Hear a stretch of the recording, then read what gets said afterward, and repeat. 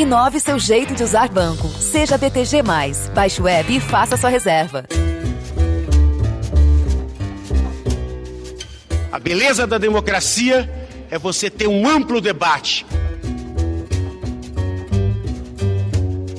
Partidos de centro, como sempre falei, são a força moderadora. É o que evita os extremos.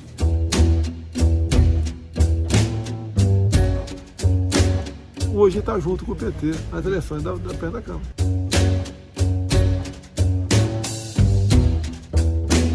Essa é a eleição entre ser livre ou subserviente.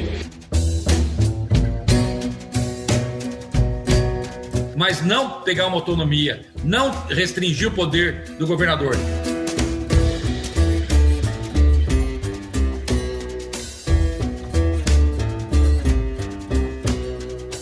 O Brasil se prepara para mais uma eleição. Calma, não estamos falando da presidencial em 2022, e sim da eleição no Congresso Nacional, que deve esquentar os bastidores políticos nas próximas semanas. Já está um bocadinho quente. A escolha dos presidentes para as duas casas serão escolhidos, Câmara e Senado, e essa eleição no dia 1º de fevereiro. Dá para dizer que o clima é mais tenso entre os deputados federais do que entre os senadores. Disputam a presidência da Câmara Arthur Lira, do Progressistas, e que é apoiado pelo presidente Jair Bolsonaro, e Baleia Rossi, do MDB, candidato de Rodrigo Maia, e que conta com apoio do bloco de oposição. O Vale Tudo pelo comando da casa já começou. De um lado, Jair Bolsonaro oferece cargos para ter um aliado na cadeira, e do outro, Rodrigo Maia acusa o presidente de interferência em um dos poderes. Mas afinal, por que essa eleição é tão importante para Bolsonaro e Rodrigo Maia e também para o país? E por falar em poder, 2 projetos que restringem o poder de governadores sobre as polícias civil e militar devem ser votados no Congresso. Esse modelo é defendido pelo presidente e por seus apoiadores como uma forma de endurecer o discurso da segurança pública. Os projetos, por exemplo, limitam o controle político dos governadores sobre as polícias ao prever mandato de 2 anos para os comandantes gerais e delegados gerais. A questão é vista com preocupação e o caso pode parar no Supremo Tribunal Federal.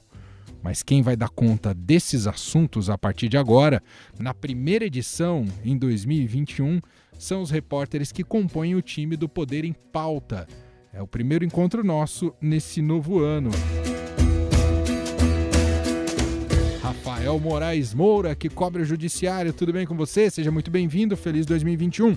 Feliz 2021 para você e para os nossos ouvintes. Ano novo, velhos problemas, né, Manuel? Tem toda a razão, Rafa. Deixa eu cumprimentar também Felipe Frazão, que acompanha muito da política em Brasília, do Congresso Nacional e todos os bastidores. Tá aqui com a gente, tudo bem, Frazão? Tudo bem, Manuel. Feliz ano novo para você também, para o Rafael, para os nossos ouvintes. Já estamos aqui na primeira quinzena de janeiro, se completando. Dá tempo ainda, né? Podemos dar feliz ano novo. Podemos, sem dúvida nenhuma. Você, ouvinte aqui do nosso podcast, talvez esteja sentindo falta do terceiro elemento do Poder em Pauta, que era a Jussara Soares, mas, assim como grandes jogadores de futebol e craques, né, quando se destacam, acabam sendo comprados por outros clubes, né, e tem toda essa transação, ocorreu algo parecido com a Jussara Soares, deixou aqui a casa, o Estadão recebeu um convite de uma outra empresa, não está aqui com a gente, mas deixou um super abraço e a gente deseja para ela um excelente 2021. Muito em breve também teremos um terceiro elemento nesse time aqui do Poder em Pauta. Bom, vamos começar então com os dois, temos 2 temas, né, para o programa de hoje e vamos começar justamente com a eleição no Congresso Nacional. Entrando na reta final, a ideia aqui é dar uma atualizada em que pé está cada uma das disputas. Vou passar inicialmente a bola aqui por Frazão, que vai contar pra gente. Uma semana que a gente viu o Senado mais movimentado do que a Câmara. Quer começar por aí, Frazão? Manuel, você tem razão. O Senado está, na verdade, o Senado está se definindo tardiamente, né, as candidaturas. Talvez porque o Senado não tenha uma tradição de disputa, como existe na Câmara dos Deputados, Emanuel. A gente pode dizer isso. A última eleição do Senado, que elegeu o Davi Alcolumbre, sim, houve ali uma disputa, mas no Senado Antes, era muito mais comum um acordo entre os partidos para que o maior partido, ou os dois maiores, se revezassem nos 2 anos da legislatura, né? As legislaturas, entre eleições gerais, nacionais, têm 4 anos. Então, embora os mandatos dos senadores tenham 8, sempre se divide em 2, né? O mandato do presidente do Senado, e de toda a mesa diretora. E assim era até pouco, né? Por isso a gente viu tantas vezes políticos do MDB presidindo o Senado, e porque o MDB é um dos maiores partidos historicamente no Senado, e o MDB quer voltar, escolheu a senadora Simone Tebet, do Mato Grosso do Sul. Já não é a primeira vez que ela está querendo disputar esse cargo, né? Ela é filha de um ex-presidente do Senado, o senador Ramesh Tebet, e ela desistiu em cima da hora, né, 2 anos atrás, em prol do Davi Alcolumbre, porque então, na época, ela disputava com um correligionário que é o senador Renan Calheiros. Não é uma candidatura nem de situação nem de oposição, é uma candidatura de independência harmônica entre os poderes a favor do Brasil. E agora não, o MDB está unido, e ela vai se lançar, já se lançou, com grande parte do apoio de senadores que lançaram o Davi e esperavam dele uma postura de mudança que não aconteceu, né? O Davi Alcolumbre fez uma gestão no Senado muito próxima do Palácio do Planalto do presidente Jair Bolsonaro. Por outro lado, mais uma vez, tem ali um grupo do DEM, do Davi Alcolumbre, tentando fazer o seu sucessor, que é o senador Rodrigo Pacheco, que até pouco tempo era deputado federal, foi presidente da CCJ, é um advogado, senador por Minas Gerais, um senador que é jovem, né, está em primeiro mandato, mas é bem quisto, né, conhece bem o parlamento e está ganhando corpo a candidatura dele, né, inclusive com partidos de esquerda. Olha só, é o candidato que o Bolsonaro nutre mais simpatia, e ele está conseguindo apoios, como o do PDT, o parte do PT também, né?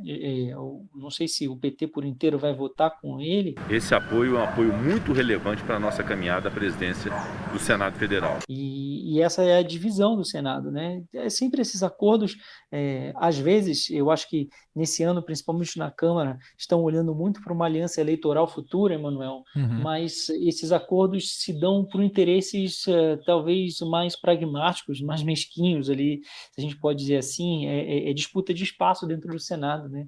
É disputa por controle de comissões, é disputa às vezes por posições na mesa diretora que controla número de assessores. O cenário na Câmara, e se a gente já puder entrar nele, a gente vai falar que é completamente diferente disso. Vamos fazer o seguinte. Talvez tenha, só para encerrar do Senado, Emanuel, talvez tenha alguma outra candidatura, tá? Sempre surge, mas os 2 principais são esses, a Simone e o Rodrigo Pacheco.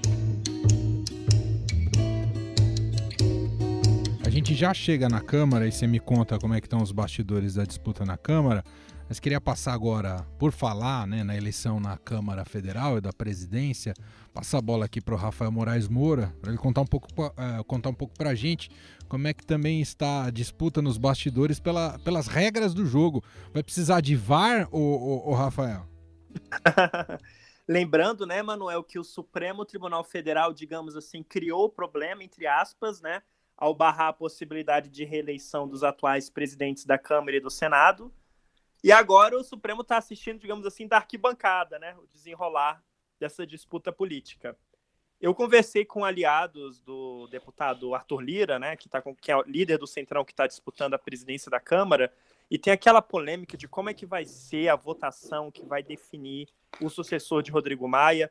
Lembrando que a gente tem uma pandemia do novo coronavírus que já ceifou mais de 200 mil vidas, e a Câmara dos Deputados reúne apenas, Emanuel, 513 deputados. Então a gente fala em evitar aglomeração, mas imagina o desafio logístico de questão de segurança sanitária de promover uma eleição, uma votação com 513 parlamentares, né?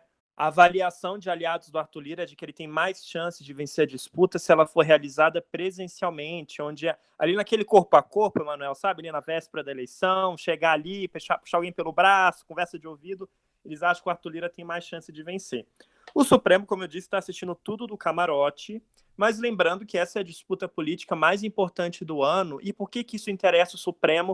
O Supremo que barrou a reeleição de Maia Alcolumbre e reabriu, né? Fez a disputa pelo controle do Congresso ser recomeçada do zero.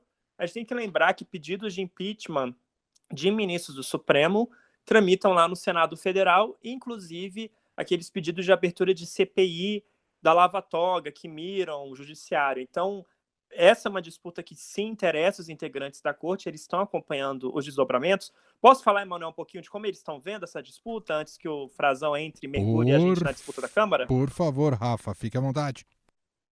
A gente sabe que o Supremo tem as diferentes alas, ala pró-Lava Jato, ala contra a Lava Jato, né? O nome da Simone Tebet tem aquele apoio dos ministros lavajatistas, por exemplo, o presidente do Supremo, Luiz Fux, gosta muito dela, mas a gente sabe que o tribunal não é um corpo único, né? Tem diferentes alas, diferentes integrantes. Rodrigo Pacheco é considerado um nome equilibrado, ponderado, com experiência na área jurídica, né? Então é um nome que conta assim, com a simpatia de outros integrantes da corte. Agora, na Câmara, as coisas ficam um pouquinho mais, digamos assim, com nuance. Por quê? Porque Arthur Lira, que é líder do Centrão e o candidato do presidente Jair Bolsonaro na disputa pelo controle da Câmara, ele é réu em 2 ações penais lá no Supremo Tribunal Federal. Ele conseguiu ser colocado no banco dos réus, Emanuel, tanto pela primeira turma quanto pela segunda turma. Pode pedir música no Fantástico, basicamente. E o que acontece é que o Supremo já tem o precedente de que réus em ações penais não podem assumir interinamente a presidência da República. Ou seja, se Bolsonaro, Mourão viajarem, teria esse impedimento que poderia fazer com que Arthur Lira, se fosse presidente da Câmara, não poderia substituir o chefe do executivo e o seu vice. Então, dentro da corte, a avaliação de que essa mancha no currículo do Arthur Lira, digamos assim, de certa forma, depõe contra a candidatura dele. Por outro lado, o Baleia Rossi é considerado um parlamentar com bom trânsito ali na corte, do grupo do Maia. Lembrando que o grupo do Rodrigo Maia também tem aliados dentro do Supremo Tribunal Federal, aquela ala do ministro Gilmar Mendes, Alexandre de Moraes, que vem no grupo do Rodrigo Maia, né, um contrapeso político, digamos assim, aos excessos cometidos pelo Palácio do Planalto. Muita gente no Supremo queria a reeleição do Rodrigo Maia e aquele julgamento que a gente falava muito que a tendência era a favor da reeleição, só que a gente não contava com, digamos assim, a pressão da opinião pública e aquela reviravolta final que fez o presidente do Supremo, Luiz Fux, mudar de ideia e mudar o voto. Mas a avaliação de integrantes da corte é que o grupo político do Rodrigo Maia tem um papel importante para servir de contrapeso, aquele sistema de freios e contrapesos, né, Manuel, para conter eventuais excessos do Palácio do Planalto e garantir uma maior governabilidade.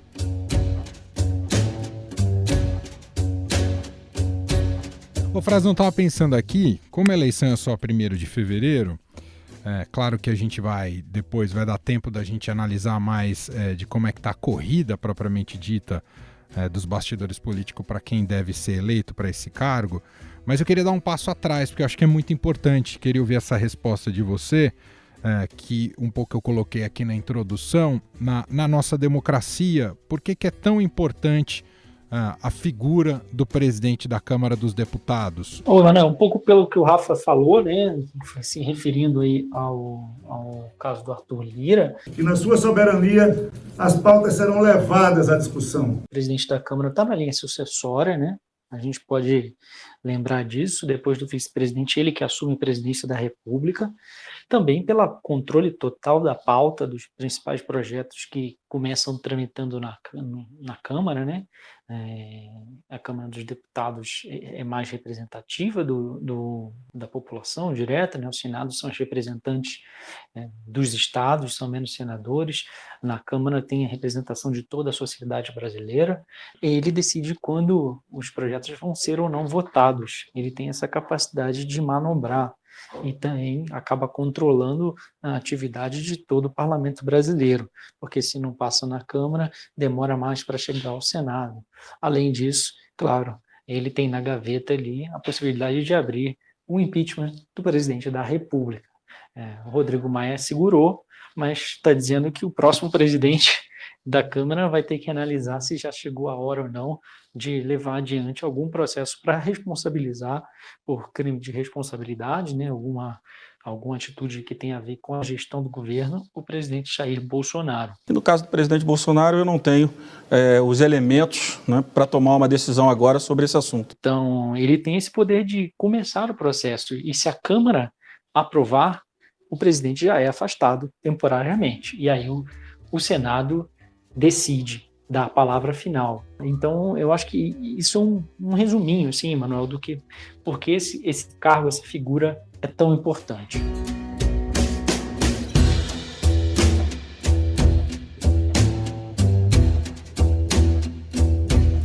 O nosso segundo assunto de ultra relevância e de repercussão nacional tremenda, e aqui eu já faço também meus elogios ao trabalho do Felipe Frazão, e é uma honra tê-lo aqui nesse Poder em Pauta, porque ele que trouxe esse debate à tona, né, e tem repercutido nos mais diversos níveis sobre a estrutura e hierarquia das polícias militares nos estados. Os governadores poderiam perder autoridade e influência sobre essas PMs, e tem toda uma discussão corporativa, hierárquica, em que envolve claramente os poderes, e também há uma discussão de fundo sobre o próprio funcionamento da democracia. Frazão, queria que você explicasse para o nosso ouvinte o que está ocorrendo exatamente. Esses projetos que a gente reportou aí no Estadão essa semana são projetos que não haviam vindo a público ainda, e a gente trouxe em primeira mão, e é muito importante que toda a imprensa esteja de olho, né, no que se propõe, que tem impacto direto no funcionamento da nossa democracia nesses tempos. Esses projetos são projetos de lei orgânica que estão previstos na Constituição de 1988 e até hoje não existem, né? A Constituição prevê, e esse é o argumento dos policiais, que se normatize qual é a organização mesmo, como é que se divide, quais são os órgãos internos das polícias, qual é a cor da farda, qual é o cargo, quais são as patentes na polícia militar, e isso hoje é organizado, cada estado fez da sua maneira, porque não há um projeto uniforme, né, uma lei que defina isso em âmbito nacional. As polícias aproveitaram a chegada do governo Bolsonaro para se articular e apresentar o que elas acham que deve ser, como deve ser a organização, como elas preferem, e discutiram entre si ao longo desses 2 anos e chegaram aí no fim do ano passado a textos de consenso, ou se a gente pode dizer assim, o que havia a maior acordo possível. O que eles querem? Eles querem mais autonomia, Manuel, e é isso que gerou tanto atrito. Eles querem reduzir o poder político dos governadores sobre as polícias. Na prática, limitar como é que um governador escolhe ou demite o chefe da polícia, o comandante-geral, no caso da PM, e o delegado-geral, no caso da Polícia Civil. E é por isso que está dando tanto problema, porque eles estão lutando por mais autonomia, reclamam de mordaça, reclamam de interferência política, de uso indevido ou para favorecer aliados ou prejudicar adversários da estrutura das polícias, são os braços armados dos estados, né? E isso está gerando muita discussão em toda a sociedade, porque a questão para os especialistas, para quem acompanha tudo isso, mais autonomia, quem é que vai controlar? Se eles não vão, se vai reduzir como eles são controlados pelo próprio governador? Quer dizer, imagina uma greve da polícia militar, greve ilegal, que eles não podem fazer, um motim como a gente viu. Se o governador não pode demitir o comandante da polícia. Nossa. Porque o que está previsto lá é que ele vai ter que escolher o comandante a partir de uma lista tríplice de oficiais elaboradas pelos próprios oficiais, ou seja, uma votação, vai ter uma votação interna antes na polícia, ou seja, já tem um elemento político ali, e isso é problemático, né, por uma instituição militar que está calcada na hierarquia e na disciplina, e para destituir o cara, para destituir o comandante, ele vai precisar justificar o motivo. No caso das polícias civis, ele só vai poder destituir ou demitir o delegado-geral, exonerá-lo, se os deputados estaduais ou distritais assim permitirem. Vai ter uma segunda votação, quer dizer, demitiu, aquela demissão vai para a Assembleia Legislativa, E se a maioria dos deputados votar e aprovar, tudo bem. Se não, ele volta para o cargo, porque eles querem ter mandato de 2 anos. Mas a gente consegue blindar o mau uso da instituição para fins políticos, atendendo interesses de governadores. Ou seja, esse é o principal problema, né? A falta de controle político, também porque as polícias, elas respondem hoje às secretarias de segurança pública, que executam o plano de governo dos governadores, e cada estado tem os seus problemas mais peculiares, né, de criminalidade, não é igual no Brasil inteiro. E aí tem mais um elemento, que os comandantes das PMs e dos corpos de bombeiros querem ter status de secretário, responder direto para o governador e não para um secretário de segurança pública. Eles querem ter a patente de general, que hoje é exclusivo das Forças Armadas, e a gente já viu também, o Estadão mostrou que os militares das Forças Armadas não querem isso, porque na hora que tiverem que trabalhar em conjunto, quem manda em quem? Quem dá a ordem? Nossa. O general da PM ou o general do Exército?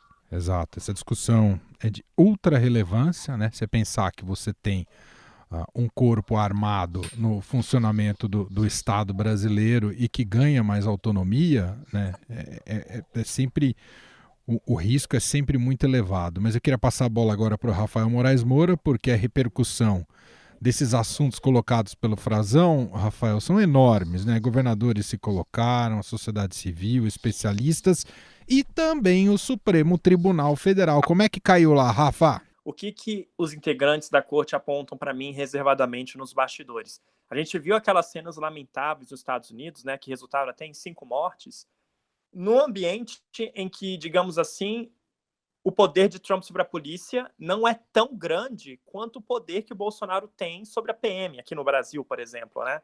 E o próprio presidente da República, o presidente Jair Bolsonaro, já disse, abre aspas, que se nós não tivermos o voto impresso em 2022, uma maneira de auditar o voto, nós vamos ter um problema pior do que os Estados Unidos. Então, os integrantes da corte estão vendo com muita apreensão esses projetos que foram revelados pelo Felipe Frazão nas páginas do Estadão. Um ministro do Supremo até disse para mim, considera a proposta ruim e avalia que, se ela for aprovada, pode tornar os governadores reféns das polícias. Lembrando que os governadores estão no cabo de guerra com o presidente Jair Bolsonaro. Aí envolve desde as pretensões eleitorais do governador de São Paulo, João Dória, do governador do Maranhão, Flávio Dino, mas o próprio enfrentamento da pandemia do novo coronavírus. Então, o clima é de muita apreensão, muito receio dentro da Suprema Corte em relação a essas medidas. Conversei com um integrante da cúpula do governo federal que disse que não é bem assim, que tem que ser visto com cautela. Sabe quando já tenta aparar as arestas, Emanuel? Aquela coisa assim, sabe? Olha, não é bem assim. Dizendo que é tentar encontrar um equilíbrio em que não se permitam abusos de um lado e de outro não se permitam interferências políticas de outro lado. Enfim, vamos ver como são os desdobramentos, mas por enquanto isso, eu queria destacar aqui uma fala do ex-decano do Supremo Tribunal Federal, Celso de Mello, um ministro aposentado da Corte, que deixou o tribunal no segundo semestre do ano passado, mas eu conversei com ele e ele deu aquelas declarações, né, Manu? A gente está acostumado a ouvir Celso de Mello dando aquelas declarações enfáticas em defesa da democracia, das liberdades individuais, e aqui ele também foi categórico. Ele considerou esse projeto de lei um retrocesso inaceitável.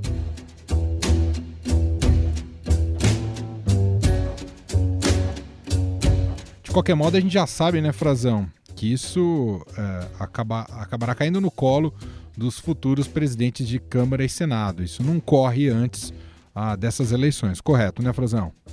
Não dá tempo. Havia um pedido deles para que fosse, ainda com o Rodrigo Maia, chegaram a ter um acordo, mas a pandemia mudou todo o funcionamento do Congresso, né, Manuel?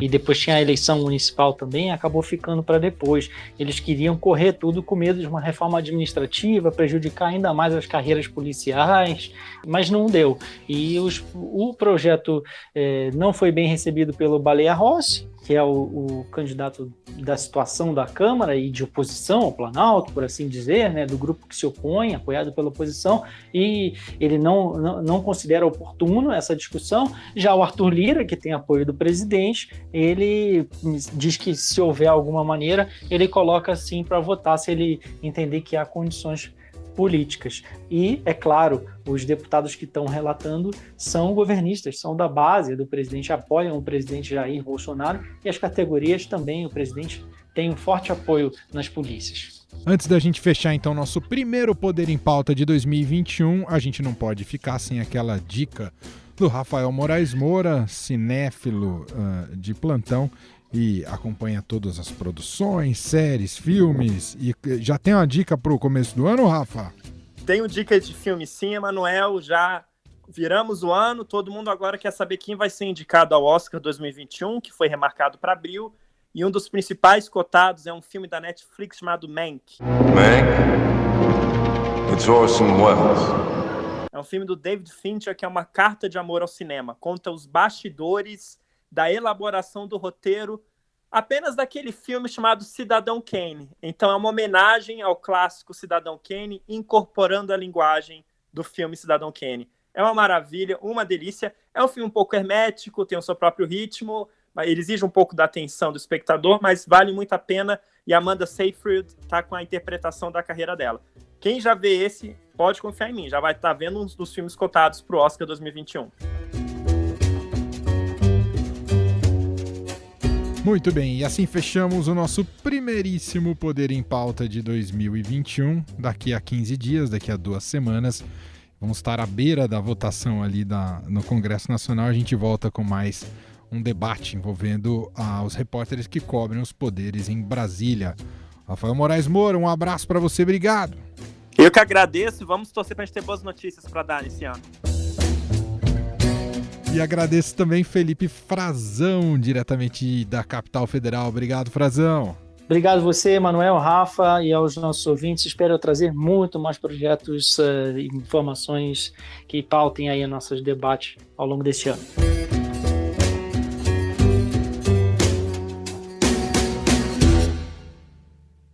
E este foi o Estadão Notícias de hoje, sexta-feira, 15 de janeiro de 2021. Contou com a apresentação minha, Emanuel Bonfim, na produção e edição a dupla Gustavo Lopes e Bárbara Rubira e na montagem Moacir Biasi. Nosso diretor de jornalismo, João Fábio Caminoto. Para mandar o seu e-mail, podcast@estadão.com. Um abraço para você, um excelente fim de semana e até mais. Inove seu jeito de usar banco. Seja BTG+. Baixe o app e faça sua reserva.